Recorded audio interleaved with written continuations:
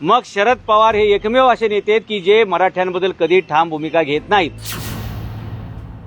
शरद पवार हे मराठ्यांची बाजू न घेता नेहमी ओबीसींची बाजू घेतात आणि म्हणून आम्हाला नाईलाजास्तव या निष्कर्षावर यावं लागलं की शरद पवार हे मराठ्यांचे नेते नसून ते ओबीसींचे आहेत. आणि आमचा जाब विचारायचा आहे त्यांना. आम्हाला 23 मार्च 1994चा जो GR आहे जो माझ्या हातात आहे की या GR मध्ये जे 16% आरक्षण मराठ्यांचं ओबीसींना दिलं गेलं त्याचा जाब आम्ही शरद पवारांना विचारतोय. मी माझ्या स्वबळावरती उभा आहे. मी कुठल्याही पक्षाचा मिंदा नाही, मी कुठल्याही पक्षाचा लाचार नाही आणि मी माझ्या स्वतंत्र बळावरती उभा आहे. ओबीसींचं 10%च त्यांनी 27%वरती नेलं साहेबा. शरद पवार मुख्यमंत्री असताना गेलं.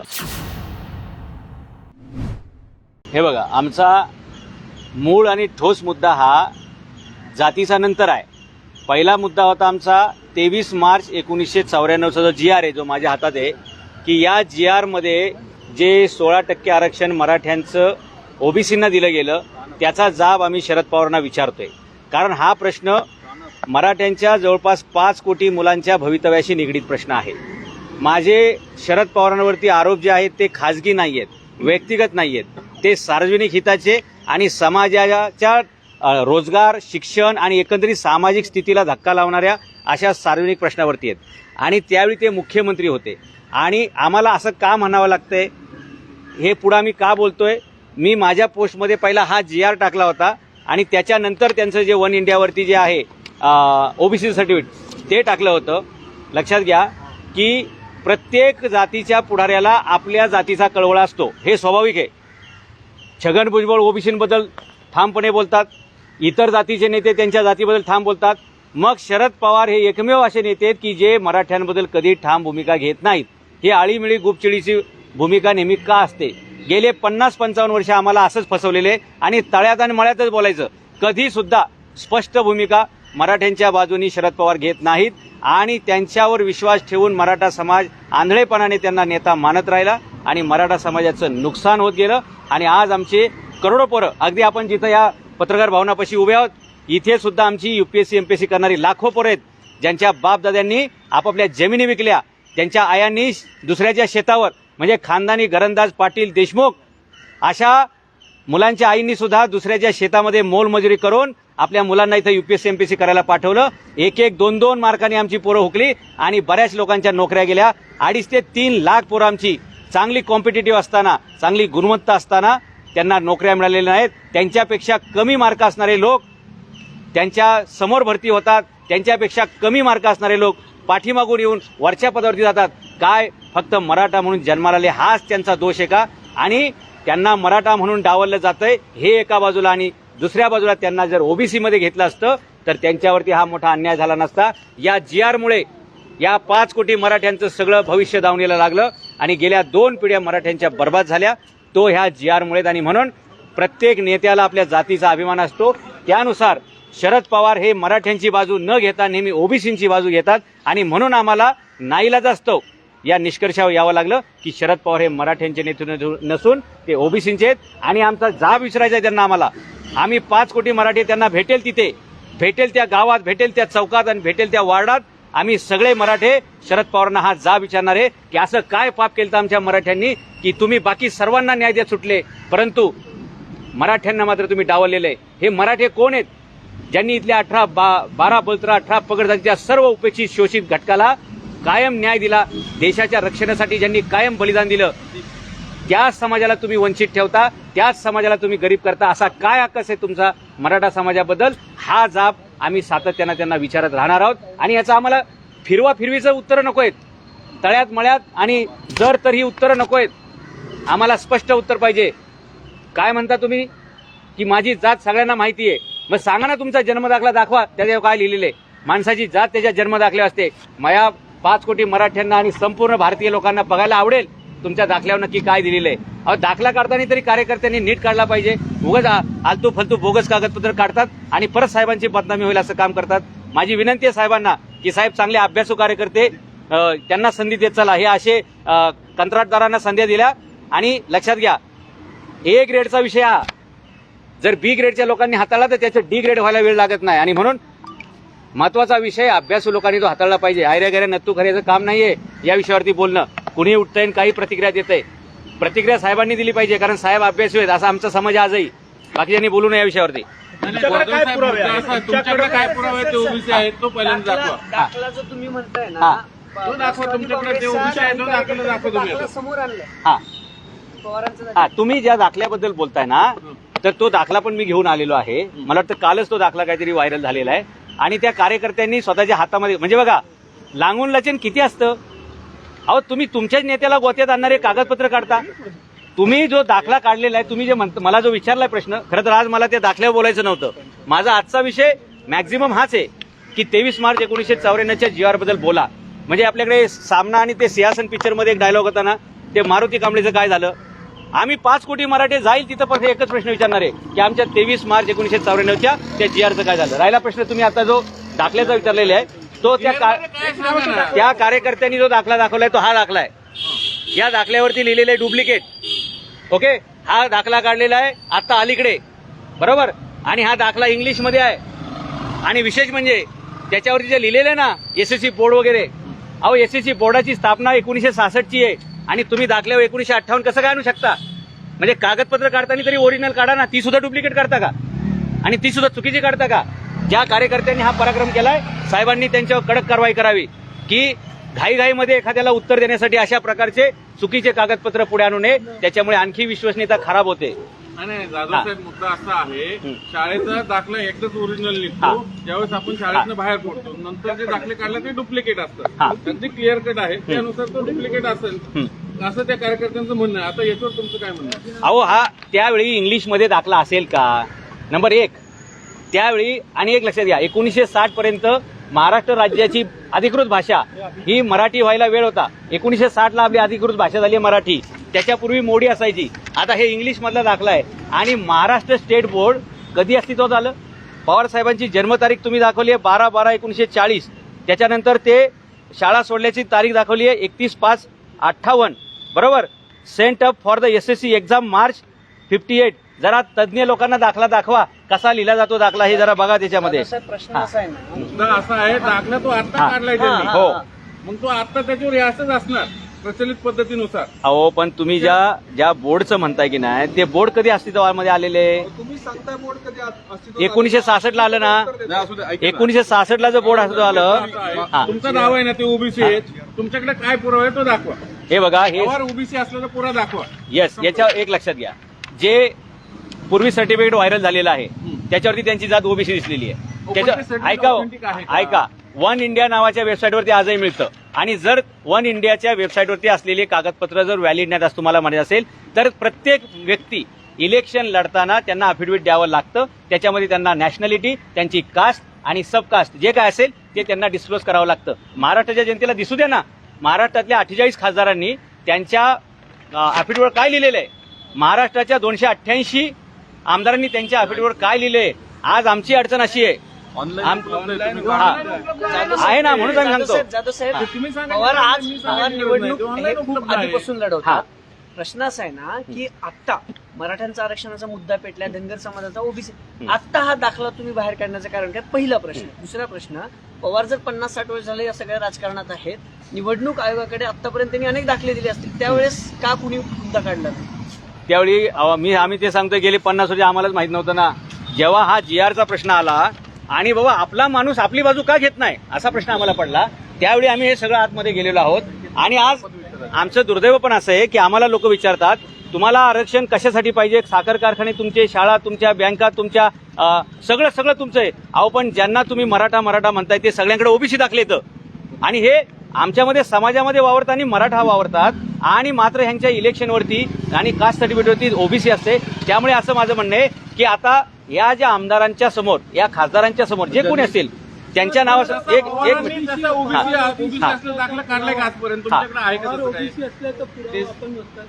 हे बघा, आम्ही जे त्या वेबसाईटचं सर्टिफिकेट दाखवलेलं आहे त्याच्यावर जर काय आक्षेप असेल तर त्यांनी तो रितसर तसा नोंदवला पाहिजे. आणि या देशातील जी सक्षम अथॉरिटी आहे, समजा ते कोर्ट असेल किंवा कलेक्टर असेल, त्यांनी त्याच्यावरती अहवाल दिला पाहिजे की बाबा नक्की हे काय आहे. मुद्दा असा आहे ती वेबसाईट ऑथेंटिक आहे का तुमच्या म्हणण्यानुसार. हे सरकारने तपासावं ना. सरकारने तपासायला पाहिजे. आता तुम्ही म्हणले 10वीचं हा. बोर्ड 60ला आलं आणि हा. 58चा दाखला वगैरे. हं. ओबीसी ही कन्सेप्ट म्हणजे कधी आली ओबीसी? अहो मंडल आयोगाचा प्रश्न आला कधी तेव्हा आला हा? 1980 पासून मंडल सुरू झालं आणि 92ला त्याची अंमलबजावणी झाली. पवारांच्या दाखल्यावर ओबीसी 60 साली 70 साली जे कधी ते 90च्या आधी का आलं? कसं आलं हाच प्रश्न तुम्ही आहे. सांगा ना. नाही नाही, तुम्ही गॅपशे घेतलं जर मंडल आयोगाच्या अगोदर समजा हे ओबीसी वगैरे काय म्हणायचं असेल तुम्हाला 1958ला 60ला 65ला 75ला 78ला होतं का कोणीही OBC? व्यक्ती ओबीसी कसा लावू शकतो? मंडलाची जनगणना 1980 पासून सुरू झाली. तुम्ही त्याच्या- आरोप केले, तुम्ही उत्तर द्या. हा मी ते सांगतोय ना, 80च्या अगोदर कोणाच्या दाखल्यावरती ओबीसी येणं शक्य नाही. तरी सुद्धा काही लोक त्यांच्या दाखल्या ओबीसी दाखवतात. हे कसं शक्य होईल? आणि कुठल्याही माणसाची जी जात आहे, आता ह्या दाखल्यामध्ये पण काय प्रॉब्लेम दिसतोय मला, आमच्या तुमच्या सगळ्यांच्या दाखल्यावरती हिंदू मराठा, हिंदू माळी, हिंदू तेली, हिंदू धनगर असं असतंय. इथं फक्त मराठा आहे. धर्म कुठं गायब झाला?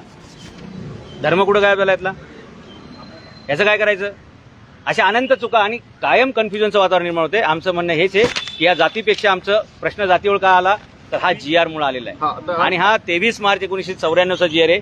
तोच मराठ्यांसाठी कर्दनकाळ आणि मराठ्यांच्या भविष्याची काय म्हणतात राखामुळे त्या झालेला GR आहे. मध्ये? या GR मुळे या GR नुसार मराठ्यांच्या हक्काचं 16% आरक्षण हे ओबीसींना दिलं गेलं आणि ओबीसींना जे वाढीव आरक्षण दिले गेलेले ते मराठ्यांच्या हक्काचं दिले गेलेलं आहे. आणि जर ते ओबीसींचं आरक्षण असं म्हणून न देता मराठ्यांचं मराठ्यांना दिलं असतं तर मराठा समाजाला 57 मोर्चे काढायची गरज पडली नसती, आमरण उपोषणाच्या गरज पडल्या नसत्या, जरांगे पाटलांना 2 वेळा प्राणांतिक उपोषण करायची गरज पडली नसती आणि हे उपोषण मिळावं म्हणून आतापर्यंत शेकडो तरुणांनी आत्महत्या केल्या, त्या सुद्धा वाचल्या असत्या. ओबीसींना एक मिनिट, हा. ओबीसींना किती आरक्षण जास्त दिलंय GR मध्ये? माझ्या माहितीनुसार 16%, आता इथे 34% दिसतंय. म्हणजे कमीत कमी 16% मराठ्यांचं ओबीसींच्या कडे गेलेलं आहे. किती द्यायला पाहिजे होतं तुम्हाला तुम्ही म्हणायचं? जरा बेरीज वाचून दाखवा ना. हे बघा, याच्यामध्ये वाचून दाखवा. अनुसूचित जाती जमाती आणि बौद्ध धर्म स्वीकारलेले व्यक्ती 13%, म्हणजे SC. ST आहे अनुसूचित जाती 7%, विमुक्त भटक्या जाती 4% आणि इतरच मागासवर्ग 10%. असं मिळून हे जवळपास 34%. कसं म्हणतो तुम्ही? काय अहो साहेब, SC ST तर राज्य घटनेत बाबासाहेबांनी दिलंय ना. हो साहेब, हे बघा, ही मर्यादा 34 वरनं डायरेक्ट 50 वरती गेली. ते 16चा आकडा तोच आम्ही सांगतोय की हे 34 प्लस ते 16 असं मिळून 50% ते गेलं. नाही पण GR मध्ये हा. नाहीये ना मग. अहो हे साहेब, हे 34% की नाही, या GR नुसार पुढे 16% दिलेलं आहे. कुठे? हे सगळं तुम्ही वाचा, तुम्हाला आम्ही व्हॉट्सअपला पाठवून देऊ. नाही, हाच नाही, तो नाही, तसं नाही नाही हा तुम्ही दाखवा ना. हे आम्हाला SC ST वर तुम्ही कॅल्क्युलेशन दाखवते. हे बघा, मराठ्यांना आरक्षण देता येणार नाही कायद्यानं, हे शरद पवार का म्हणतात? नाही आता हे मुद्दे याचं कारण काय? नाही नाही नाही 50%. हा ठीक आहे ना, 50%ची हा. हा. पॉईंट टू पॉईंट जो आता हे बघा, याच्यामध्ये 34% गेलेलं आहे. त्याच्यानंतर हे बघा, हा 34% मध्ये SC ST आहे. हा तुमचा SC ST ला ऑब्जेक्शन आहे? नाही नाही नाही आहे का सांगा? हे बघा, याच्यामध्ये SC ST 13. थांबा, त्याला ऑब्जेक्शन आहे का? नाही नाही नाही ते घेऊच नका ना ओबीसी. विषय SC चा. हे बघा, हे ओबीसी जे 10% आहे ते ओबीसी डायरेक्ट 27% वरती गेले. लक्षात घ्या कुठे? कुठे गेलं सांगा. साहेब, कुठे म्हणजे तुम्ही हा दाखवा ना. फक्त एकच GR आहे. या GR मध्ये आहे का? नाही नाही, या GR मध्ये नसू द्या, असे बऱ्याच गोष्टी येतं. नाही, नाही नाही. नाही, तुम्ही नाही. हे बघा, specific दाखवा. स्पेसिफिक काय, हे 34% आरक्षण आहे. हे 34% पर्यंत गेलेले आहे. ओबीसी 34% आरक्षण आहे. ओबीसी 34% आरक्षण खातात. दाखवा, ऑन पेपर दाखवा, संपला विषय. ओबीसी 34% नाही, त्यांची लोकसंख्या 34% आणि जवळपास 32% आरक्षण त्यांच्याकडे गेलेलं आहे. नाही नाही, हे बघा, पुढे या GR मध्ये 34% पर्यंत आहे. लक्षात घ्या. SC नाही नाही नाही, ST ला तुम्ही हे करू नका. SC तुम्हाला सांगतो SC ST ला तुम्ही ऑब्जेक्शन घेत असाल. नाही नाही, तुम्ही तुमचे असं नाही नाही नाही जाधव साहेब SC ST नाही. आरक्षणाला आक्षेप घेतायत. हे बघा, आमचं SC ST बद्दलचं तेव्हाही काही मत नाही, आजही मत नाहीये. का घेताय तुम्ही? हे इतर मागासवर्ग ओबीसी जे 10% लिहिलेलं आहे ते नंतर एकदा 4% वाढवलं कधी? आहे. त्याच्या तारखा वेगळ्या नाही, आहेत. हा GR का आणलं तुम्ही? या GR मुळे घोटाळा सगळा झालेला आहे. नाही म्हणजे मंडल आयोग काय त्यावेळेच्या मुख्यमंत्र्यांनी मंडल आयोग नाही, लागू मग केला का? आमचं म्हणणं आहे, जर ह्याच्याबद्दल जास्त क्वेरीज असतील बरं का, नाही नाही किंवा तुम्ही साहेब दिशाभूल नाही नाही, करणारी दिशाभूल माहिती नाही. देताय. हे बघा, याची मंडल आयोग श्वेतपत्रिका कोणी लागू काढावी. केला ते सांगा. व्हीपी सिंगांनी केला. मग राज्यांना कंपल्सरी होतं का लागू करणं? राज्यांना कंपल्सरी नव्हतं, पण आम्ही पुरोगामी आहोत हे दाखवण्याच्या चक्करमध्ये ही गडबड झालेली आहे. म्हणजे इतर राज्यात मंडल आयोग आहे का नाही आता? असतो ना, आहे ना, हो ओबीसी आहे ना. मग आपलं इथं लागू केलेलं तुम्ही का ऑब्जेक्शन घेता? अहो ते लागू करत असताना जी केंद्र सरकारने मंडल आयोग ओबीसी लागू केलं, एससी एसटी केंद्र सरकारने लागू केलं, हो मग राज्याला कंपल्सरी आहे. अहो त्यांच्या नियमात बसून तुम्ही करायला पाहिजे ना. घटनेचा अभ्यास करा. केंद्राने तसं नाही. निर्णय- आता मला सांगा, जारंगे पाटील किंवा मराठा संघटना म्हणतात की केंद्राच्या अखत्यारीत तो चेंडू आहे, केंद्राने निर्णय घ्यावा, आधी ठराव करावा आणि राज्यघटनेत बदल करावा आणि आरक्षण द्यावं. मान्य आहे. मग कशासाठी म्हणतात ते? जर ओबीसी जर केंद्राने केला असेल तर राज्याला कंपल्सरी आहे ना. हे बघा, ते केंद्र सरकारकडे जे अधिकार गेलेले तुम्ही जे म्हणताय ते 2 एप्रिल 1918 ची दुरुस्ती आहे, घटना नंबर 102 ची दुरुस्ती आहे. त्यानुसार केंद्राला सुद्धा ते अधिकार त्यांनी त्यांच्याकडे घेतलेत. आता आपल्याकडे कधीपर्यंत संधी होती? त्यांनी ती दुरुस्ती करायच्या अगोदर. आणि परत काही लोकांचं म्हणणं आहे की 105वी घटना दुरुस्ती केली, त्यानुसार परत राज्यांना अधिकार दिलेत. तर नक्की स्टँड काय आहे याच्यावरती विधी तज्ज्ञांनी क्लिअर केला पाहिजे. आम्हाला कोणत्याही परिस्थितीत केंद्र किंवा राज्य कोणी निर्णय घ्या, आम्हाला आरक्षण पाहिजे. मराठा आरक्षणाची मागणी पहिल्यांदा कधी आली? 1982ला ज्यावेळी अण्णासाहेब पाटलांनी पहिला मोर्चा काढला, जवळपास लाखभर लोक ते आझाद मैदानावरती आलते. ती मराठ्यांचा पहिला मोर्चा आहे ज्याच्यामध्ये तीव्रतेची मागणी मराठ्यांनी तुम्ही आता का केली. जागरूक झाले? आम्ही काय तेव्हापासूनच करतो एक सगळं. तुम्ही 99, 2000, 2005 पासून तुम्ही का नाही या विषयात पुढे आले? 2017लाच मी पुस्तक प्रकाशित केले, मराठा क्रांती मोर्चा भविष्याने वाटचाल, जो पहिला मोर्चा. नाही. वैयक्तिक काय केले ते सांगा आरक्षणाच्या संदर्भात. आरक्षणाच्या संदर्भात आरक्षणाच्या हो, आरक्षणाच्या संदर्भामध्ये मी वैचारिक काम करणारा माणूस आहे. मी 2017लाच पुस्तक लिहिलं, त्याच्या 5000 प्रती वाटल्या आणि जनजागृती करणं हेच माझं काम आहे. मी काय हातामध्ये काठ्या घेणं, दगड घेणं हे माझं काम नाही. म्हणजे तुम्हाला म्हणणं आहे की मराठ्यांनी आंदोलन काठ्या मोर्चे घेऊन केलं, नाही, दगड घेऊन केलं? तुम्ही अशा प्रकारचे प्रश्न विचारू नका. तुम्ही पत्रकार आहे म्हणजे नाही, तुम्ही फिरून काय प्रश्न विचारताय? ही प्रश्न विचारण्याची पद्धत आहे तुम्ही का? काय आरक्षण मी वैचारिक काय विचार ऐका, वन बाय वन मी वैचारिक माणूस असल्यामुळे तुम्ही सांगा ना काय केलं? मी पुस्तक लिहिलं मराठा क्रांती मोर्चा भविष्याने वाटचाल, आणि ते पुस्तक प्रबोधनासाठी लिहिलं. आणि आपण मुलांनी हातामध्ये काठी दगड हे घेण्याचा काही संबंध आहे का? तुम्ही माझ्या तोंडी असे शब्द का टाकताय? नाही, हे बघा, तुम्ही प्रश्न जे घेणार चुकी नाही, हे बघा, मी काय म्हटलं, मी वैचारिक प्रबोधन केलेलं आहे, वैचारिक प्रबोधन करतोय. काठे लाटे घेणारा माणूस नाही. मग आता आंदोलक सगळे काठे लाटे घेणार आहेत का, असं तुम्हाला म्हणायचं का? हे बघा, असं तुम्हाला म्हणायचंय का? नाही, मी वैचारिक माणूस आहे. नाही, तुम्ही इंटरव्ह्यू दुसऱ्या दिशेने वळवताय.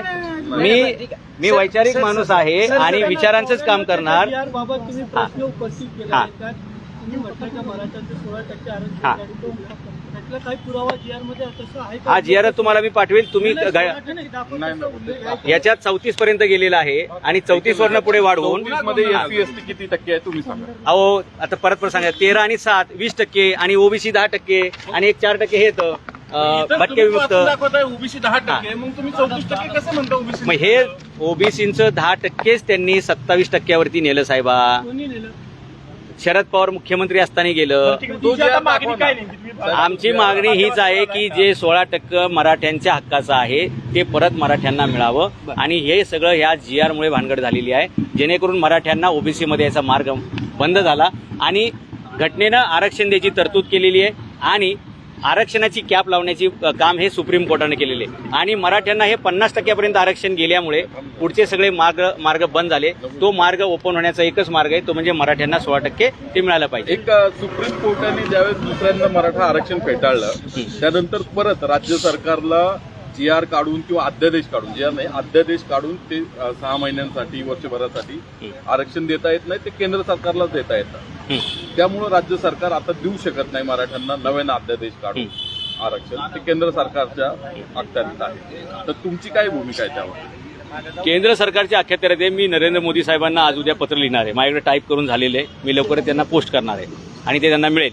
102व्या घटने दुरुस्तीनुसार मला वाटतं सप्टेंबर का नोव्हेंबर 2018ची तारीख आहे, त्यावेळी त्यांनी 102वी घटना दुरुस्ती केलेली आहे. आणि त्यानुसार हे राज्य सरकारचे जे अधिकार आहेत, जसं आपण तामिळनाडू सरकारचं उदाहरण देतो, अनेक राज्य सरकारांची उदाहरणं ज्यांनी 50च्या पुढे ते आरक्षण नेलेले आहे. महाराष्ट्र सरकारला सुद्धा ते करता येईल पण ते सरकारने दुरुस्ती केल्यामुळे केंद्र सरकारकडे गेलेले. त्यामुळे केंद्र सरकारवरती दबाव टाकण्यासाठी महाराष्ट्रातील या सर्व आमदार खासदारांनी पुढाकार घेऊन दिल्लीपर्यंत जायला काहीच प्रॉब्लेम नाही. आम्हाला राज्य सरकार देऊ, केंद्र सरकार देऊ, हा मराठा आरक्षणाचा प्रश्न सुटला पाहिजे, हा त्यातला कळीचा मुद्दा आहे. सर जाधव साहेब, दुसरा एक प्रश्न बाबासाहेब, तुम्ही बाबासाहेब. म्हटलं होतं की आम्ही जिजाऊचे वंशज आहोत, हा. वंशावळ सगळं सांगितली होती, पण त्यांच्यात ते तिकडल्यांनी खोडून काढलंय, तुम्हाला माहिती. तुमचं काय एक्सप्लेनेशन आहे?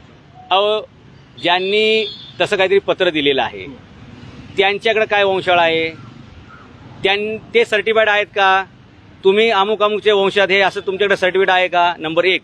नंबर 2, मी कोणाचा अधिकृत वंशज आहे किंवा नाही हे सर्टिफाईड करायचं काम कोणाचं आहे? एक तर कोर्टाचं आहे किंवा एक तर प्रशासनाचं आहे, बरोबर, कारण महसूल विभागाचं. व ह्या दोघांना विचारत नाही. काय महाराष्ट्रामध्ये आमदारांची ही कामं असतात का की कोण कोणाचा वंशज आहे सर्टिफाईड करणं? आणि राहिला प्रश्न माझ्या वंशावळीचा, तर हे जे मी जेवढी पुस्तकं लिहिलेत ना, जिजाऊ आहे, शिवाजी मॅनेजमेंट गुरु आहे, उद्योजक शिवाजी महाराज MBA आहे, शिवाजी द ग्रेट इंजिनियर आहे, गनिमिका, अशी 45 प्रकारची शिवचरित्र पुस्तकं लिहिलेली आहेत.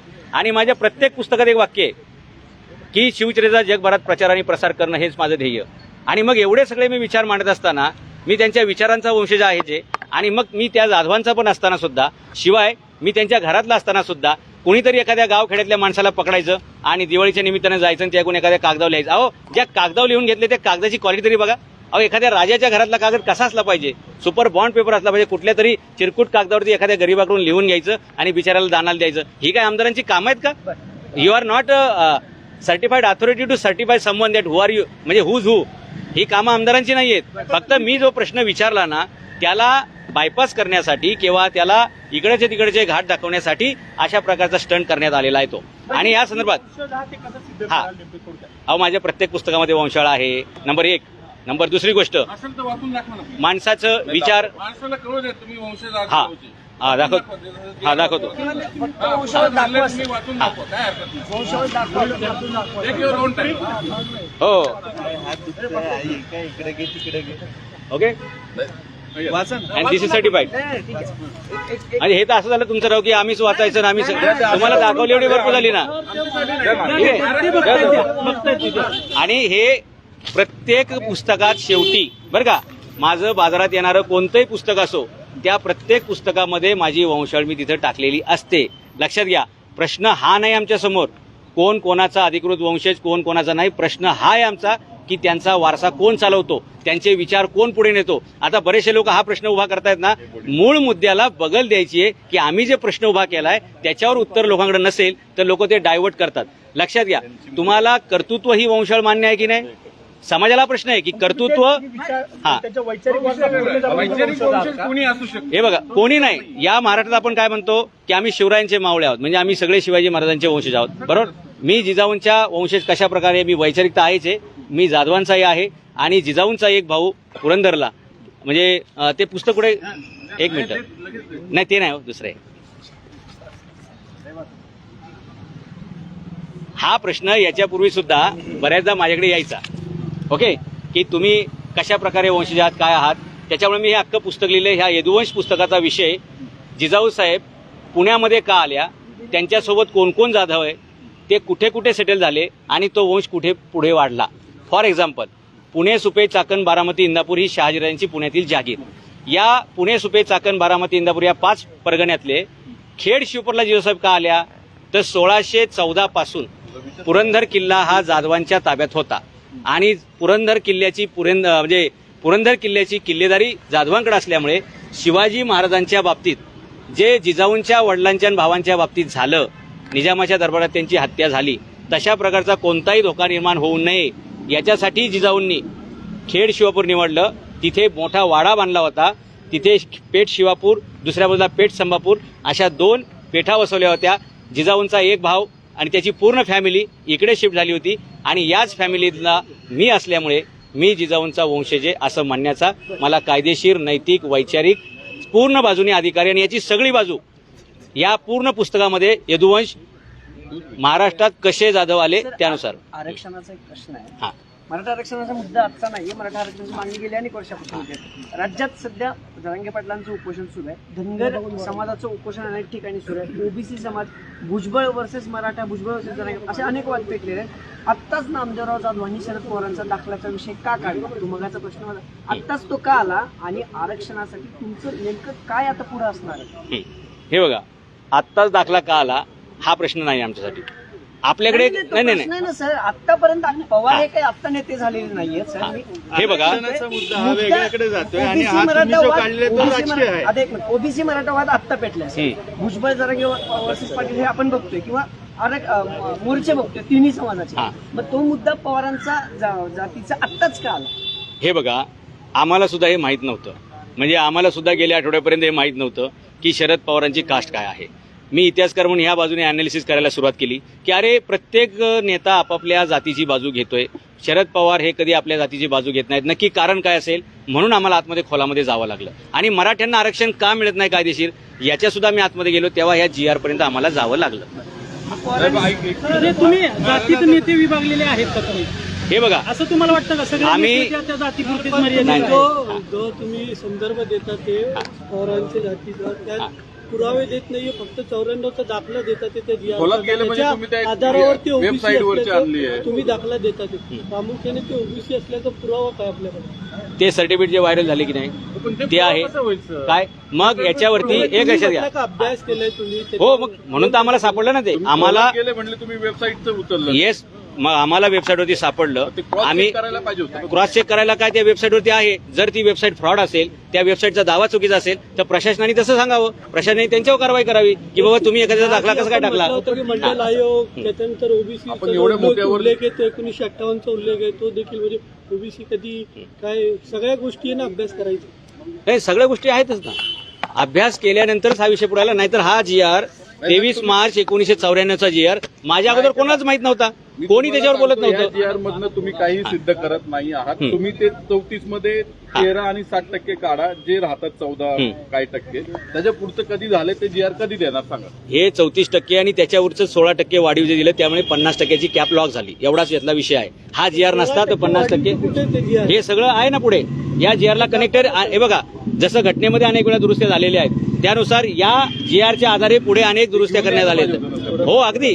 हा GR तुम्हाला पाठवण्यात येईल आणि बाकीच्या केव्हा कोणत्या दुरुस्त्या झाल्या ते बघूया. म्हणजे तुमचं जे क्वालिफिकेशन आहे आणि तुम्ही कुठे शिक्षक होतात, प्राध्यापक होतात, त्याच्यावर पण आक्षेप घेतलेला आहे राष्ट्रवादी काँग्रेसने. तर तुमचे क्वालिफिकेशन, एज्युकेशनल क्वालिफिकेशनचे तुम्ही कधी देताल आणि तुम्ही कुठे प्राध्यापक होतात, शासकीय सेवेत होतात किंवा प्रायव्हेट सेवेत होतात, त्याचे काही पुरावे आहेत तर ते कधी देणार? हे बघा, मी कुठल्या राजकीय पदावर आहे का, मी कुठल्या प्रशासकीय पदावर आहे का, म्हणजे कुणीतरी काहीतरी प्रश्न विचारले त्याला उत्तर द्यायला मी काय बांधील आहे का? जर मी लोकसेवक असेल, जर मी एखाद्या शासकीय पदावरती असेल, तर माझी खासगी माहिती विचारण्याचा कोणाला अधिकार आहे. राजकीय पक्षाचे लोक असा कसा बालिशपणा करू शकतात? एखाद्या व्यक्ती जो कुठल्या सार्वजनिक पदावरती नाही, शासकीय पदावरती नाही, त्याची तुम्हाला कागदपत्राची माहितीची कशाला पाहिजे? काय करायचं त्याचा संबंध? ठीक आहे, नाही गरज आहे, पण तुम्ही का नाही दाखवत? तुमच्यावर आक्षेप आहे तर तुम्ही अहो, माझ्या- मोठे करून दाखवलं. तुम्ही अहो, पवार साहेबांचं मागताय, शरद अहो, पवारांचं जर हे एक जे असाल, तर कार्यकर्ते, तुम्ही का नाही मागताय? लक्षात घ्या, ज्या कार्यकर्त्यांना माहिती पाहिजे, अहो, या महाराष्ट्रातल्या कुठल्याही दुकानात जा, माझ्या प्रत्येक पुस्तकामध्ये माझा पूर्ण परिचय आहे. माझं जन्मगाव काय, मी कुठल्या शाळेत शिकलो, मी कुठं शिकवलं, किती, सगळं तिथं आहे. नाही, GR अजून वेगळं काय पाहिजे?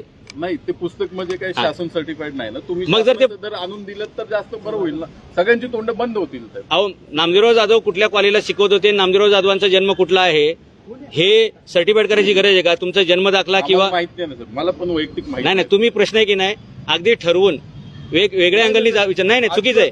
तुम्ही काय तर नाही, एक लक्षात घ्या ना, मी नाही विचारलं, विकास लावंडे राष्ट्रवादी काँग्रेसचे प्रवक्ते त्यांनी विचारलेलं आहे. कोणाच्या प्रश्नाला उत्तर द्यायचं हे मी ठरवेल ना. आणि मी कोणत्याही शासकीय पदावर नाहीये, त्याच्यामुळे. आणि ज्यांना नाही, तुम्ही ठरवून एखाद्याची प्रश्नाची उत्तरं हे पवारांकडे मागतात ते. हा. तर ते त्यांचे लोक तुमच्यावर आरोप करतात ते. त्यांची प्रश्नाची उत्तर आम्ही तुमच्याकडनं मागतो. अहो, जे लोकप्रतिनिधी आहेत, लोकांच्या पदावरती आहेत, ज्यांनी प्रशासकीय पदं भूषवलेली आहेत, अशा लोकांना प्रश्न विचारण्याचा नागरिकांना अधिकार आहे. ते त्यांचं पद खाजगी नाहीये, ते जनतेचे सेवक येतं, ते लोकप्रतिनिधी म्हणून निवडून गेलेत, त्यांच्याबद्दलची माहिती विचारण्याचा प्रत्येक नागरिकाला अधिकार आहे. राहील आता, दुसऱ्यावर आरोप करता तर तुम्हाला विचारणार अहो, या देशामध्ये ज्याच्याकडे काही नियम आहे का की काय? तुम्ही दुसऱ्यावर आरोप केले किंवा तुम्ही सामान्य नागरिक आहे म्हणून तुम्हाला विचारायचंच नाही? नाही, असं नाही. जे लोकप्रतिनिधी तर आहेत आपण त्यांच्याबद्दलची शिकागोत, माहिती भाषण करून गाजवलेलं आहे विवेकानंद. तर तुम्ही तिथे जाऊन आला, त्यामुळे तुमच्याविषयी जर काही आक्षेप असतील तर त्याची उत्तर ऑब्व्हियसली तुम्हीच देणं अपेक्षित. ते आम्ही देऊ शकत नाही किंवा बाहेर ते देऊ शकत नाही. अहो लक्षात घ्या, मी हेच सांगतोय की या महाराष्ट्राच्या प्रत्येक दुकानामध्ये आपलं पुस्तक आहेत. त्या पुस्तकांमध्ये माझा पूर्ण बायोडेटा असतो, फार जन्मापासून गावापासून ते सगळं त्या असतं. बायोडेटावरच त्यांनी आक्षेप घेतलाय. काय नाही बायोडेटावर काय आक्षेप आहे? बायोडेटावर काय आक्षेप आहे? पदवी कशी आली, कुठून आली? अहो मी कॉलेजला शिकवायला नव्हतो का? मी जर कॉलेज एक लक्षात घ्या, प्राध्यापक पदवी का अशीच येते का? जर एखादा व्यक्ती त्या पेशामध्ये असेल तरच त्याला प्राध्यापक डिग्री मिळते. म्हणजे जर एवढं कार्यकर्त्यांचं बालिशाज्ञान असेल की एखाद्याच्या नावासमोर प्राध्यापक शब्द असेल तर त्यांनी शिकवले की नाही आणि तो शिकवत होता की नाही हा प्रश्न विचारणं किती बालिशपणाचा प्रश्न आहे. तुम्ही कुठल्या कॉलेजला शिकवलं हे सांगा आणि त्यामुळे प्राध्यापक पदवी मिळाली. तुम्ही तुमची बाजू क्लिअर करा. अगदी मी सोमया कॉलेजला शिकवलेलं आहे, मी संदेश कॉलेजमध्ये शिकवले, मी विकास कॉलेजमध्ये शिकवले, अशा 3 कॉलेजला मी शिकवलेलं आहे. प्राध्यापक म्हणून हो. गेस्ट लेक्चर होते की कसं? माझी माहिती जी आहे, हा. प्राध्यापक हे पद मिळण्याच्या आधी विद्यापीठात लेक्चरर असतात आणि त्याच्या आधी एक काहीतरी पद असतं. मग खूप 15, 20, 25 वर्ष झाल्यानंतर ते प्राध्यापक पद मिळतं. पण तसं काही आपलं आहे का? कारण ते विद्यापीठ ऑफिशियली मी डॉक्टर लावलं हा. तरी माझ्याकडे काहीतरी पाहिजे, हा पीएचडी पाहिजे, हे पाहिजे. तर प्राध्यापक साठी पण एक 25-30 वर्षाचं हे लागतं. कारण माझा मित्र आहे, पीएचडी होल्डर हा. आहे, पण तो अजून प्राध्यापक झालेला नाही. तो विद्यापीठात आहे, लेक्चरर का काहीतरी त्याची पोस्ट आहे आणि शिकवण्याचं काम. टेक्निकली लोक फक्त त्याला बायफर्गेट करतात, लेक्चरर आणि प्राध्यापक. आता सरकारने सुद्धा एक नवीन जे शैक्षणिक धोरण काढलेले आहे त्याच्यामध्ये प्रा अशी डिग्री आलेली आहे, म्हणजे प्राध्यापक इन प्रॅक्टिस, म्हणजे प्रोफेसर इन प्रॅक्टिकल. ओके, तर असे त्याच्यामध्ये वेगवेगळे प्रकार आहेत. तर त्याला तसंच लावून धरलं. आपण ज्यावेळी एखाद्याला डॉक्टर म्हणतो तर तो बीएमएसच पाहिजे, एमबीबीएसच पाहिजे, एमडी पाहिजे असं नसतं. डॉक्टर इज डॉक्टर असंच हे प्रकार. ज्याच्याकडे मास्टर डिग्री आहे, जो सिनियर कॉलेजला शिकवतो, त्याला प्राध्यापक लावायला काही अडचण नाही. फक्त टेक्निकली काही लोक जर ते युनिव्हर्सिटी लेवलला विषय असेल तर त्याला लेक्चरर आणि प्राध्यापक असे त्याच्यामध्ये 2 प्रकार पडतात. अजून दोघं शिकवणारेच आहेत. नामदेवराव जाधव भाजपचं काम करत असा देखील आरोप राष्ट्रवादी काँग्रेस. हे बघा, राजकीय पक्षाचे लोक राजकीय आरोप करणार आहेत, त्याच्यावर मी काय बोलायला पाहिजे? मी माझ्या स्वबळावरती उभा आहे, मी कुठल्याही पक्षाचा मिंदा नाही, मी कुठल्याही पक्षाचा लाचार नाही आणि मी माझ्या स्वतंत्र बळावरती उभा आहे. राहिला प्रश्न मी भगवे कपडे घातले म्हणून असं विचारायचा प्रश्न असेल तर हा भगवा रंग हा शिवाजी महाराजांचा आहे, हा भगवा रंग हिंदू धर्माचा आहे आणि हे भगवे कपडे घालण्याचा मला अधिकार सर्व धर्मसभेमध्ये मी भारताचं नेतृत्व केलं म्हणून मिळालेला आहे. त्याचा कुठल्याही पक्षाशी संबंध जोडायचा काही संबंध नाही. सर्वच पक्षांनी ओबीसी, कुणबी ओबीसी काढलेले आहेत. हा. त्यांच्याबद्दल तुमची काय भूमिका असेल? सगळ्याच पक्षांनी. आमचं कॅबिनेट मंत्री पण हो, आहेत येस. आज. आता आमचा एक सर्व्हे चालू आहे. या महाराष्ट्रातले 48 खासदार आणि 288 आमदार जे समाजामध्ये मराठा म्हणून मिरवत आहेत, पण ऍक्च्युली कागदावर त्यांचे ओबीसी असे दाखले आहेत, या सगळ्यांचा आम्ही डेटा तयार करतोय. आणि मराठा समाजावर जो आरोप आहे की मराठा समाजात सगळे श्रीमंत आहेत, कारखाने यांचे, बँका यांच्या, शाळा कॉलेज यांचं, सगळं यांचं, असं लोकांचा समज आलाय बरं का. पण ज्यांच्या शाळा आहेत, कॉलेजेस आहेत, आमदार आहेत, खासदार, हे सगळे ओबीसी आहेत, यांच्याकडे ओबीसी दाखले आहेत आणि म्हणून मराठा समाजाचं मागासले पण सिद्ध करता येत नाहीये. पण त्यांचे असे कोणते आहेत त्यांचे काही नाव सांगा. बिनधास्त. आम्ही यादी बनवतोय, खूप मोठी यादी होणार आहे.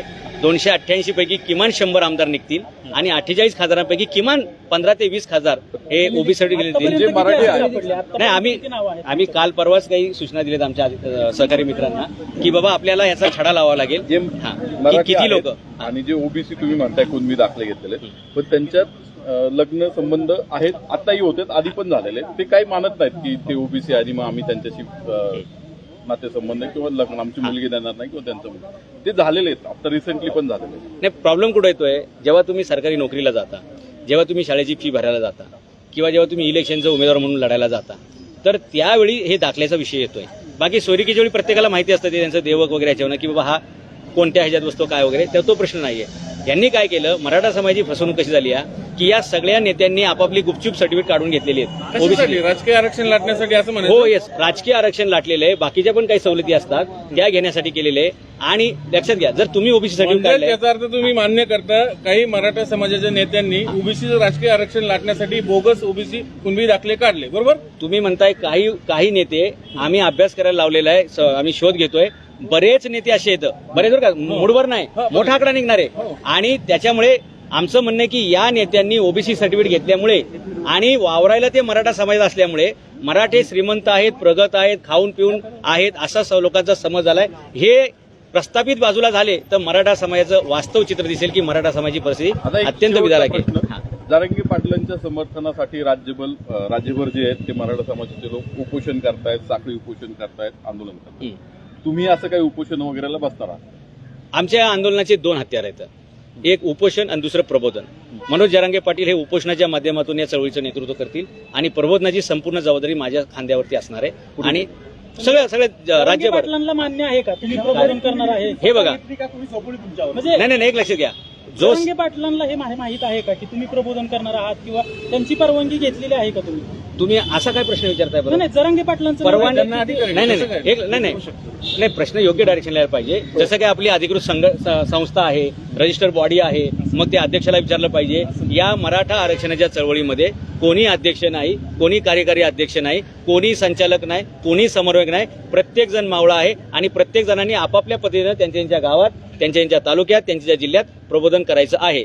आलं लक्षात? त्यानुसार हे सगळं चाललेलं आहे. याच्यासाठी कोणी परवानगी घ्यायची गरज नाही, कोणाला विचारायची गरज नाही. फक्त सगळ्यांचा एकच सूर असा असणार आहे की आपण हे सगळं आंदोलन अहिंसेच्या मार्गानं, शांतीच्या मार्गानं आणि व्यवस्थित पार पडायचं असतं. तुम्ही भेट घेणार आहात का? कधी मागे भेटले ना? मी अमेरिकेहून आल्यानंतर थेट डायरेक्ट आंतरवाली सराटीलाच गेलतो. त्याच्यानंतर त्यांचं उपोषण ज्या दिवशी सोडवायचं होतं, मला वाटतं काही 17 तारीख होती, त्याही दिवशी मी तिथं होतो. आणि 14 तारखेला जी मोठी जाहीर सभा झाली, जवळपास देशातील विक्रमी सभा झाली आंतरवाली सराटीला, त्याही सभेला मी होतो. आदल्या दिवशीच मी गेलो होतो. आणि प्रत्येक वेळी मी स्टेजवर दिसलोच पाहिजे किंवा त्यांच्यावर फोटोच काढला पाहिजे हे काय मला अपेक्षित नाही. काम करणं हे अपेक्षित आहे. काम करणारा माणूस मोठा होतो, फोटो काढून काय फायदा नसतो. अभ्यासू आहात, प्रबोधन करताय, पण मात्र आता उपसमितीने आतापर्यंत काय काय कामं केले त्याचा एकदा तरी आढावा घेतलाय का? कोणती उपसमिती? मराठा आरक्षणासाठी जी नेमलेली आहे, ज्याच्यात चंद्रकांत पाटील अध्यक्ष आहेत, त्यांच्याकडनं कधी आढावा घेतलाय का? ते आढावा वगैरे घेण्याची जबाबदारी की नाही मनोज जरांगे पाटील यांच्यासोबत काही तज्ज्ञ लोक आहेत. ते 123 गावं आहेत आणि काही समाजातील बुद्धिवादी वर्ग आहे. त्यांचा आणि त्यांचा सतत डायलॉग चालू असतो. आणि म्हणून तुम्हाला जे असं वाटतं ना की प्रत्येक प्रश्नाचं मनोज जरांगे पाटलांकडे उत्तर रेडी कसं असते, तर त्याच्यावरती सारखं ब्रेनस्टॉर्मिंग चालू असतं, त्याच्यावर विचारमंथन चालू असते.